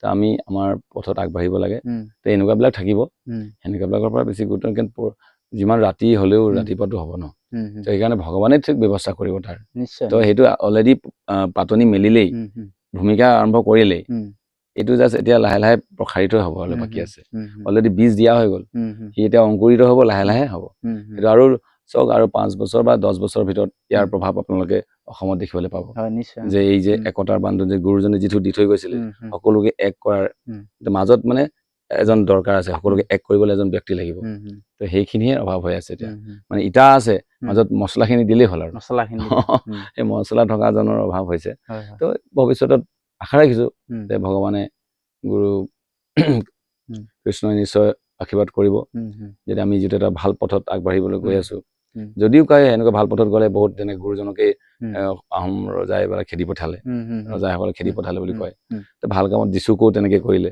নহয় জানো তেনেকুৱাবিলাক থাকিব তাতে প্ৰচাৰটো বাধা আহিব আৰু সেইটো কিন্তু জয়ী হ'বই সত্যম এব জয়তে সেইকাৰণে তেওঁ জয় হ'ব ভগৱানে চব জয় কথাই মানে সমালোচনাটো খুব থাকিবই মানে এতিয়া ধৰি লওক আপুনি আশ্ৰমখন বৰ ধুনীয়াকে চলাই আছে মানে ইয়াতে খোৱা পিন্ধা পৰা ধৰি শিক্ষালৈকে গোটেইখিনি খৰচ বহন আপুনি কৰি আছে হয় নে নহয় সেৱা শুশ্ৰূষা কৰি আছে এই বস্তুখিনি মানে ধৰি লওক এই বস্তুখিনি কিন্তু দৃষ্টিগোচৰ নহয় হয়নে আপুনি মানে ধৰ্ম এনেও ধৰ্মক লৈ পেলাই মানুহৰ এনে নিগেটিভিটি ধেৰ থাকে বোলে আমুক তামুক ধেৰ কিবা কিবি কথা কৈ দিয়ে গতিকে সেই বস্তুখিনি ক্ৰিটিচাইজ থাকিবই আমি ভাবো আমাৰ গুৰুজনে কয় যে তাত ৰজাৰ হস্তি চলে বাজাৰে কুত্তা ভোকে হাজাৰে হাতী যেতিয়া ৰজাৰ হাতীটো গৈ থাকে কুকুৰবিলাকে ভোকে কিন্তু হাতীয়ে তাতে ভূক্ষেপ নকৰে কেলে নকৰে মই কোৱা নাই যে মই হাতী মই ৰজাৰ হাতীহে হাতী নহয় মানে তেওঁৰ আদেশ পালন কৰিছো মই আদেশ পালন কৰি আছো বহুতে কৰিব কিন্তু তাক একো কৰিব নোৱাৰে কেলে নোৱাৰিব কাৰণ তেওঁ ৰজাৰ হৈ কাম কৰিছে ভগৱানৰ হৈ কাম কৰিছে সেইকাৰণে ভগৱানেহে ৰক্ষা কৰিব তেওঁ ৰক্ষা কৰে আৰু তেওঁ যদি ইচ্ছা কৰে ৰাখে হৰি মাৰে কোনে মাৰে আজি মোক যদি আঁতৰাব বিচাৰিছে ভগৱানে আঁতৰাব আৰু যদি ৰাখিব বিচাৰে তেওঁ ৰাখিব নাজানো তেওঁ যদি মোক বিচাৰিছে অৰ্জুনৰ নিচিনাকে তুমি যুদ্ধ কৰিব লাগিব তেতিয়াহ'লে হ'ব আৰু যদি নিবিচাৰে তেতিয়াহ'লে মই ক'ব পাৰিম নহয় তেওঁ ইমানখিনি শক্তি দিছে সেইকাৰণে হৈছে এতিয়া মোৰ একোৱেই নাই মইতো প্ৰথমৰ পৰাই কওঁ যে মোৰ একোৱেই নাই কিন্তু মই আগতে কৰিব পাৰিলো 25 বছৰ আগত পাৰিলো তেতিয়া কৰিব তেতিয়াতো নাই পৰা এতিয়া তেওঁক নিশ্চয় কিবা এটা বিচাৰিছে নহ'লে মোক কিয় তালৈ লৈ গ'ল মই যাব বিচাৰিলেতো যাওঁ নেকি আমি যদিও কওঁ যে মই কৰি আছো মই কিন্তু প্ৰকৃতি ক্ৰিয়ামানি গুণাই কৰ্মানি সৰ্বস্ব অহংকাৰ বিমূঢ়াত্মা কৰ্তা হয়তো মই নিজকে ভাবো যে মই কৰ্তা সেইটো আচলতে নহয় ভগৱানৰ নিৰ্দেশতে চব চলি থাকে জগতখনো সৰ্বকাৰণ সেইখিনি অনুভৱ কৰিবলৈ দেৰি লাগে তো নিশ্চয় তেওঁ চলাই আছে কিবা এটা উদ্দেশ্য আছে বছ তেওঁ উদ্দেশ্যটো চলি থাকোচোন নহয় জানো তো সেই উদ্দেশ্যত গৈ আছো তো এতিয়া আপোনালোকৰ সহায় সহযোগিতা যদি পাওঁ তেতিয়াহ'লে আৰু আগবাঢ়ি পাৰিম তো প্লেনিংটো বহুতে আছে তো মাত্ৰ 2 বছৰ হৈছে 2 বছৰীয়া ল'ৰা হৈছে খুদ থিয় হৈ বহিব পৰা নাই বহিছেহে পায় নহয় কি উবুৰি হৈছে তাৰপিছত বহিব তাৰপিছত থিয় ঘটঙা দিব তাৰপিছত খোজকাঢ়িব আৰম্ভ কৰিব তাৰপিছতে দৌৰিব নহয় জানো তেনেকুৱা আৰু এতিয়া সৰু এটা শিশু প্ৰতিষ্ঠান বুলি ক'ব লাগিব তো সেইকাৰণে মই বেছি ৰেষ্ট্ৰিকশ্যন দিয়া নাই তথাপিও আমি ৰাতিপুৱা এইখিনি দি থৈছো ৰেষ্ট্ৰিকশ্যন ৰাতিপুৱা উঠিবই লাগিব কম্পালচৰি বাকী যি নকৰা ৰাতিপুৱা 3:30 উঠিব লাগিব 4:30 আমাৰ আৰাধনাত আহিব লাগিব ভগৱানৰ প্ৰাৰ্থনা কৰিব লাগিব জপ কৰিব লাগিব ইত্যাদিখিনি আমি ষ্টিক কৰি ৰাখিছো তো তাতে দেখিছো ভালেই ফল আহিছে বাকী তেওঁৰ ইচ্ছা প্ৰভুজী এনে ওচৰ চুবুৰীয়াসকলৰ সঁহাৰি কেনেকুৱা এইটো যে কয় যে এটা কথা চাকিগছ য'ত জ্বলে তাৰ তলৰখিনি আন্ধাৰ থাকে সেইটোৱে কথা সেইটো সকলোৱে জানো ওচৰৰখিনি সহায় পতকৈ এতিয়া দূৰৰ পৰা এতিয়া বৰদোৱালৈ নগাঁও বৰদোৱা নহয় জানো বৰদোৱা থানলৈ দূৰৰ পৰা মানুহ যায় ওচৰ মুছলমানে ভৰ্তি হৈ গ'ল ওচৰখিনিয়ে বেছি পাত্তা নিদিয়ে কেলে বাৰু মানে ওচৰৰ মিতি পিয়ালি কুকুৰ কোৱা এনেকুৱা ধৰণৰ ওচৰ কেলে হয় এইটো আগৰ পৰাই হৈ আহিছে এইটো বস্তুটো মানে এটা মানে কিবা হয়তো ইয়াত কথাও থাকিব পাৰে নাজানো কিন্তু নিজৰ মানুহে নিজৰ ঠাইত কিন্তু ইমান পতককে মানে মানুহে মানিবলৈ টান পায় দূৰখিনি মানে কিন্তু দূৰখিনি প্ৰগ্ৰেম হলে বাহিৰৰ পৰা আহে মানুহ বাহিৰৰ মানুহে বেছি ওচৰখিনিয়ে 2-এজন যায় চাই কিনো হৈছে চাই ইমান এটা ইণ্টাৰেষ্ট নিদিয়ে কিন্তু দূৰৰখিনিয়ে বেছি ইণ্টাৰেষ্ট দিয়ে দূৰৰ পৰা মাতিলে মানে এইবিলাক থাকিব এইবিলাকৰ অসুবিধা নাই কিন্তু যি উদ্দেশ্য লৈ আহিছো সেইখিনি কৰিব পাৰিলে হ'ল আৰু এইবিলাক থাকিবই যথেষ্ট সহযোগিতা কৰা দেখিছো বাৰু আমি যেনেকে আপুনি আপোনাৰ বন্ধুজনৰ কথা ক'লে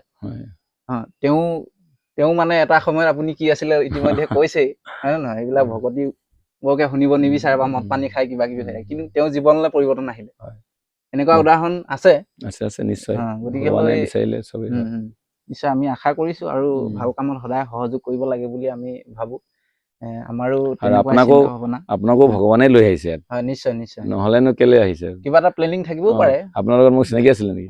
কিন্তু যোগাযোগ হৈছে, আজি আহি ইয়াত একত্ৰ হৈছোহি।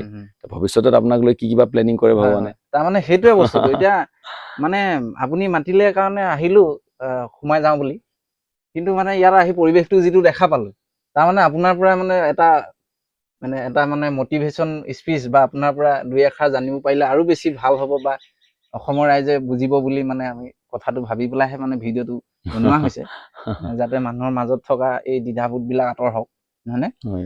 আৰু সেৱা জনালো আপোনাৰ চৰণত। আমি আপোনাৰ পৰা আৰু বহুত কথা জানিবলগীয়াও আছে, যিহেতু তেওঁ যিখিনি কোৱাব আৰু মই একো নাজানো। নিশ্চয় নিশ্চয়। আৰু আপুনি যিখিনি ত্যাগ কৰিছে মাধৱদেৱৰ দৰে। মই মাধৱদেৱৰ এইটো আদৰ্শত মই অকমান উদাসীন ভকত, কেৱলীয়া ভকত যিটো কয়, সেইটো পন্থাত মোৰ ভাল লাগে মাধৱদেৱৰ সেইখিনি। মই শংকৰদেৱকো বেয়া বুলি নকওঁ, যিহেতু গৃহস্থ আছে তেওঁলোকো বেয়া বুলি নকওঁ, কিন্তু মোৰো ভাল লাগে এইটো পন্থাটো। সেইকাৰণে তেওঁৰ যিখিনি ত্যাগ, সেই ত্যাগখিনি আপুনি অনুসৰণ বা আঁকোৱালি লৈছে। মানে ধৰি লওক মানে যেনেধৰণে এজন গুৰুৱে ত্যাগ কৰিব লাগে। সেইটোৱে মই মাজতে থাকি গ'ল, এই গুৰুৰ কথাটো বুলি কৈছিলে। গুৰুৰ কাৰণে গুৰু সাক্ষাৎ ভগৱান, এই কথাটো যিজনে মানি নাই লোৱা সি ভগৱানক কেতিয়াও নাপায়। সাক্ষাৎ হৰিতেন সমস্ত শাস্ত্ৰই। যদি মাকে যদি কৈ দিছে এইজন তোমাৰ দেউতা, সি যদি নেমানে মাকৰ কথা, সি জীৱনত বাপেকক বিচাৰি নাপায়। আৰু মাকৰ কথা মতে যদি শ্ৰদ্ধা ৰাখে তেতিয়া বাপেকৰ প্ৰেম পাব। ঠিক তেনেকৈ শাস্ত্ৰই কৈছে যে গুৰুক সাক্ষাৎ ভগৱানৰ দৰে তুমি সেৱা কৰিবা। যস্য দেৱে পৰা ভক্তি যথা দেৱে তথা গুৰু। মই ইতিহাসত দেখিছো চব ঘাটি চালি জাৰি চাই, যিসকলে সফল হৈছে এই লাইনত, তেওঁলোকে গুৰুৰ প্ৰতি নিজৰ জীৱন উৎসৰ্গ কৰিছে। আমাৰ মাধৱদেৱৰ কথা, তেওঁ যেতিয়া শংকৰদেৱৰ লগত বুজি পালে, তেওঁ সকলোকে বাদ দি দিলে, পুৰা গুৰুমুখী হৈ গ'ল। একদম টোটেলি তেওঁ বিয়া পাতিবলৈ চব বাদ দি দিলে। কেলে? তেওঁ বুজি পাই গ'ল যে গুৰুৱে সাক্ষাৎ ভগৱান, আৰু ইয়াত ভগৱান তেওঁ হয়ও। গুৰুৱে সাক্ষাৎ ভগৱান বুলি যদি কোনোবাই মানি লয়, যে তেওঁক আমি শৰণ লৈছো কিন্তু গুৰুক ভগৱান বুলি নামানো, কিন্তু শ্ৰদ্ধা কৰো, তেওঁ চব কথা মানুনে নহয়। গুৰুমুখ পদ্ম বাক্য চিত্ততে কৰিয়া আৰু না কৰিয়, গুৰুৰ মুখৰ বাক্যটোহে বাক্য, আৰু কাৰো কথা মই নুশুনো। গুৰুৱে যদি কৈছে মৰিবলৈ মৰিম, জীয়াবলৈ কৈছে জীয়াম, তেওঁৰ কাৰণে মোৰ জীৱন, আৰু নেক্সট নাই। আৰু শ্ৰী গুৰু চৰণ পদ্ম কেৱল ভকতি সদ, শ্ৰী গুৰুদেৱৰ চৰণ পদ্ম চৰণ যুগলেই মোৰ একমাত্ৰ ভক্তি দিব, আৰু একো নিদিয়ে। তেওঁৰ চৰণত আত্মসমৰ্পণ কৰিবলৈ, সেইটো অৰ্জুনে সেইটো গাইছে, শিষ্যস্তে অহংসা আদি মাং তাং প্ৰপন্নম। সকলোৰে শাস্ত্ৰতে একেটাই বস্তু দেখিছো। উপনিষদত যদি চাওঁ আৰুণিৰ কাহিনী, গুৰুৱে পঠিয়ালে আলি দিবলৈ, সি আলি দিব পৰা নাই, নিজে শুই দিছে, মৰি থাকিলে নহলে গুৰুৱে নগলে, নহয় জানো? তো এনেকুৱা ধৰণৰ ডেডিকেশ্যন, য'ত ডেডিকেশ্যন আছে তেওঁহে সফল হ'ব পাৰিব। এতিয়া চাবলৈ গ'লে মোৰ যাৰ ওচৰত মই শৰণ লৈছো, তেওঁৰ ওপৰত মোৰ সেনেকুৱা ভগৱান বুলি সেনেকুৱা আছেনে? শংকৰদেৱ ভগৱান, মাধৱদেৱ ভগৱান, ঠিক আছে। মোৰ গুৰুজনক মই তেনেকে মানুনে নামানো? মই যদি মানিব পাৰো, তেতিয়াহ'লে একলব্য যেনেকৈ তেওঁৰ গুৰুৰ মূৰ্তিটোকে ভগৱান বুলি মানি, গুৰুদেৱ বুলি মানি যদি সাধনা কৰিলে, সফল হৈ গৈছিলে। কিন্তু তাৰ অহংকাৰ হোৱাৰ কাৰণে পতন হ'ল। কিন্তু অহংকাৰ যদি নহ'লে নেকি চাকচেছ হৈ গৈছিলে, হয় নে নহয়? তেতিয়াহ'লে গুৰুদেৱক সাক্ষাৎ ভগৱান বুলি যদি কোনোবাই যদি মানি ল'ব পাৰিছে একবাৰ, এই এটা কথা, তাৰ জীৱন সফল। মুখং কৰতি বাচালং বুলি কওঁ যে আমি সৰুৰ পৰাই শুনি আছো, কিন্তু মই বিশ্বাস নকৰিছিলো কেনেকে হ'ব, পংগু এটা কেনেকে পাহাৰ বগাব পাৰে, বা এটা বুবা মানুহে কেতিয়াও কথা ক'ব নোৱাৰে। সেইটো ডাক্তৰহে পাৰিলে পাৰিব, ভগৱানে কেনেকে পাৰিব? কিন্তু এতিয়া অনুভৱ হৈছে যে না, সেইটো সম্ভৱ। সেইটো জাষ্ট একটা এক্সাম্পলে দিছে, তেওঁ অসম্ভৱকো সম্ভৱ কৰিব পাৰে গুৰুৰ কৃপা হলে।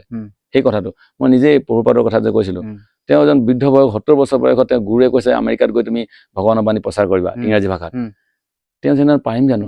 কিন্তু গুৰুৱে কৈছে যে পাৰিমে, মই একদম অকলে গুচি গৈছে। অকলে গৈ পিনে একদম লাগিল কিমানক সহায় বিচাৰি কোন নাই, অকলে মই হয় জীয়াই থাকিম, নহলে মৰিম, যিবা হ'ব, গুৰুদেৱৰ নিজে পালন। কিন্তু সফল হৈ গ'ল। লাষ্টত এতিয়া দেখিছো প্ৰভুপাদৰ যিসকল ফলোৱাৰ্ছ বা শিষ্য, বহুত ডেডিকেটেড, ৰাছিয়াত বহুত বেছি আছে, 1 লাখৰ আমেৰিকাতো বহুত বেছি আছে, হয়নে? বহুত ডেডিকেটেড তেওঁ প্ৰভুপাদৰ কাৰণে, মানে জীৱন মানে প্ৰভুপাদ কৰি মানে গুৰুদেৱ আচলতে মহামনীষীয়ে গুৰুসকলৰ কাৰণে বহুত ত্যাগ কৰিছে, যেনেকে মাধৱদেৱে কৰিছে।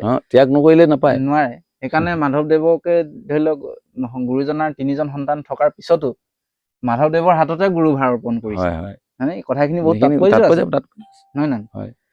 ঠিকে আছে প্ৰভু, আমি আপোনাৰ চৰণৰ সেৱা জনালো, খুব ভাল লাগিলে আপোনাৰ লগত কথা পাতি। ভৱিষ্যতে আৰু বহুতখিনি জানিবলগীয়াও আছে বিভিন্ন হয়। ধৰণৰ কথা, বা মাজে সময়ে যদি আহোঁ আপোনাৰ পৰা কিছুমান মানে এনেধৰণে নিশ্চয়। কিছুমান কথা আমি ডিছকাশ্যন কৰিম। হয়। তো গতিকে আৰু আমি ভগৱানৰ চৰণত প্ৰাৰ্থনা জনাইছোঁ যাতে আপোনাৰ যিখিনি লক্ষ্য উদ্দেশ্য, কাৰণ ভাল কামত সদায় আগবাঢ়ি যাব লাগে, পিছ হুকিব নালাগে, হয়। হয়নে? আৰু ভাল কামত যিমান পাৰে মানুহে সদায় ছাপোৰ্ট কৰিব লাগে, হয়। নহয়নে? এতিয়াতো মদ ভাং খাই লিটিং লাটাং কৰি ফুৰা মানুহ বহুত আছে, হয়নে নহয়? সিহঁতক কওঁতাতো কোনো নাথাকে, কিন্তু ভাল কাম কৰাজনক আমি বেছিকৈ সমালোচনা বা সমাজে কৰে। হয়। গতিকে লৈ সেই বস্তুবিলাকো অকণমান আমি চাব লাগিব, আৰু ভাল কামত আমি নৱপ্ৰজন্ম হিচাপে আমি নিশ্চয় আপোনালোকৰ লগত থাকিম বা সহায় সহযোগিতা ৰাখিব, যিহেতু আমাৰ লক্ষ্য উদ্দেশ্য সকলোৰে একেই, যে কৃষ্ণ প্ৰেম ভাৱনা বা ভক্তি। গতিকে এইখিনি খুব ভাল লাগিলে আপোনাৰ লগত আহি, আৰু অসমৰ ৰাইজলৈ সমূহ ভকত বৈষ্ণৱলৈ নৱপ্ৰজন্মলৈ আমি আহ্বান জনাইছোঁ যাতে এনেধৰণৰ যিখিনি সৎকৰ্ম ভাল কৰ্ম এইখিনিত সকলোৱে সহায় সহযোগ কৰিব লাগে। মানে বেছি সমালোচনা কৰিব এইকাৰণেই নালাগে, কাৰণ বিষয়টো নজনাকৈ সমালোচনা কৰিব নাপায় আচলতে। যে পুখুৰীটোত পানী আছে নে নাই নে নামি চালেহে গম পোৱা যাব, নহয়নে? কিমান তাত মাছ আছে নে নাই, ননমাকেতো কোনো গম নাপাব। গতিকে লৈ সেইকাৰণে আমি সকলোৰে চৰণত সেৱা জনাইছোঁ। গতিকে যিখিনি কৃষ্ণ প্ৰেম ভাৱনা বা শংকৰ মাধৱৰ যি সপোন আছিলে বৰ অসম গঢ়াৰ, সকলো জাতি মানে জনগোষ্ঠী একত্ৰিত কৰি পেলাই তেওঁ হৰিনাম ধৰ্ম দি থৈ গৈছিলে, প্ৰচাৰ কৰি গৈছিলে, সেইখিনি আজিৰ তাৰিখৰ অসমত ভাগ ভাগ হ'ল, অসমীয়া মানুহৰ মাজতে বিভিন্ন ধৰণৰ সমাজৰ সৃষ্টি হ'ল। গতিকে এইবিলাক সকলো সমালোচনাৰ পৰাই হৈছে, নহয়নে? গতিকে আমি যদি ইজনে সিজনৰ সমালোচনাৰ পৰা অকণমান দূৰত থাকি পেলাই নিজৰ কৰ্মখিনিক, নিজৰ লক্ষ্য উদ্দেশ্যখিনিক গুৰুত্ব দিওঁ, তেতিয়া বেছি ভাল হয় বুলি আমি ভাবিছোঁ। গতিকে সকলোৰে চৰণত সেৱা জনালোঁ। আমি প্ৰভুৰ লগত আহিলোঁ, খুব ভাল লাগিলে, তেওঁৰ আশ্ৰম আমি দৰ্শন কৰিলোঁ। আপোনালোকেও আহিব যদি শিৱসাগৰ সোণাৰী, সোণাৰী এখন কি জেগা আছিলে প্ৰভু? সোণাৰীৰ ওচৰতে নাফুক বুলি কয়। নাফুক বুলি কয়। এই নাফুকতে আধ্যাত্মিক ভক্তি বেদান্ত আধ্যাত্মিক জ্ঞান কেন্দ্ৰ বুলি আশ্ৰম ভাগি, ইয়াত গুগলত চাৰ্চ কৰিলেও পাব। গুগলত চাৰ্চ কৰিলেও আপোনালোকে পাব, বা ৰাস্তা কিনাৰতে পোষ্টাৰ লগাই থোৱা আছে। আপোনালোকে আহিলে আশ্ৰম ভাগ চাই যাবহি। ইয়াতে শিশু একেবাৰে 6 বছৰৰ পৰা আছে। 6 বছৰৰ পৰা আছে, নহয় নে প্ৰভু? 6 বছৰৰ পৰা প্ৰায় 20-24 বছৰলৈকে আছে নেকি? চব ধৰণৰ 24-25 বছৰলৈকে এনেধৰণে বিভিন্ন ধৰণৰ মানে বয়সৰ শিষ্যসকল আছে। প্ৰভুৱে খুব ধুনীয়াকৈ তেওঁলোকক পৰিচালনা কৰি আছে। দেখি মানে ইমান আমাৰ ভাল লাগিছে, আৰু বহুত শ্ৰদ্ধা ভক্তিও কৰে তেওঁলোকে, প্ৰভুৰ প্ৰতিও বহুতখিনি শ্ৰদ্ধা কৰে, আৰু সময়মতে খোৱা বোৱাও কৰে, স্কুলো যায়। ইমান এটা চিজিলতাৰ মাজত তেওঁলোকে যে জীৱনটো আগবঢ়াইছে, আমি মানে দেখি খুব মানে ভাল পাইছোঁ। যান্ত্ৰিকতাৰ যুগত এইখিনি মানে পাবলৈ বহুত টান হৈছে আজিকালি, নহয়নে প্ৰভু? সেইকাৰণে সেৱা জনালোঁ সকলোকে। ভগৱন্তই ভালে ৰাখক, আৰু সপোনবিলাক, ভাল কৰ্মবিলাক যাতে এনেধৰণে সকলোৱে আগবঢ়াই নিয়াত সহায় কৰে, সহযোগিতা আগবঢ়ায়, আমি তাৰ কাৰণে আপোনাৰ চৰণত সেৱা জনালোঁ। কৃষ্ণ জয় গুৰু শংকৰ, জয় শ্ৰীৰাম।